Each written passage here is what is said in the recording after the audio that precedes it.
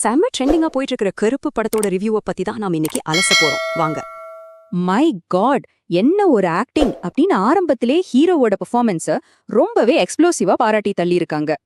சரி, இப்போ படத்துல இருக்கிற மெயின் காமெடி சீன்ஸ எப்படி ஒர்க் அவுட் ஆயிருக்குன்னு நேரா பாத்துடலாமா? சூட்கேஸ் காணாம போற அந்த சீன் சீரியஸா சொல்றேன், செம்ம காமெடியான தாறுமாறான ஒரு சம்பவம்னு சொல்லலாம். நிஜமான திருடன் யாருன்னு போலீஸ்க்கே தெரியாம முழிக்கிறப்போ அந்த சீன் ஒரு முழுமையான கேஸ்ல போய் முடியுது. செம்ம ஃபன். அடுத்ததா கோட் சீன். 10,000 வக்கீல் பீஸ், ஆனா லட்சக்கணக்குல கோட் செலவுன்னு செம்ம கலாய்ப்பா காட்டியிருக்காங்க. சொந்த கட்சிக்காரனையே ரோட்டுக்கு கொண்டு வர வக்கீல் போடுற பிளான், அந்த டார்க் காமெடி படம் முழுக்க சூப்பரா ஒர்க் அவுட் ஆயிருக்கு. காமெடியை தாண்டி படத்தோட டாப் பெர்ஃபார்மன்ஸ் அப்புறம் டெக்னிக்கல் விஷயங்களையும் அந்த ரிவ்யூல ரொம்பவே சூப்பரா லிஸ்ட் பண்ணிருக்காங்க. நரம்ப அதிர வைக்கிற மியூசிக், ஸ்பாட்லே பண்ண அந்த ஷார்ப் எடிட்டிங், இதெல்லாம் கண்டிப்பா பாராட்ட வேண்டிய விஷயங்கள்.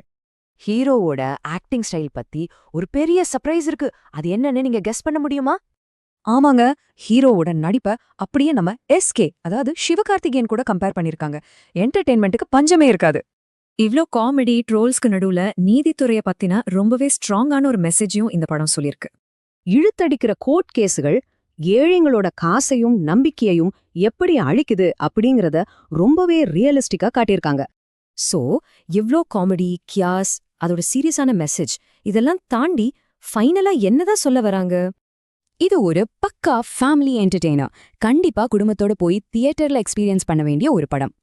என்ன மக்களே, இந்த ரிவ்யூவை கேட்டதுக்கு அப்புறம் உடனே ஃபேமிலியோட போய் படம் பார்க்கலான்னு டிக்கெட் புக் பண்ண தோணுதா?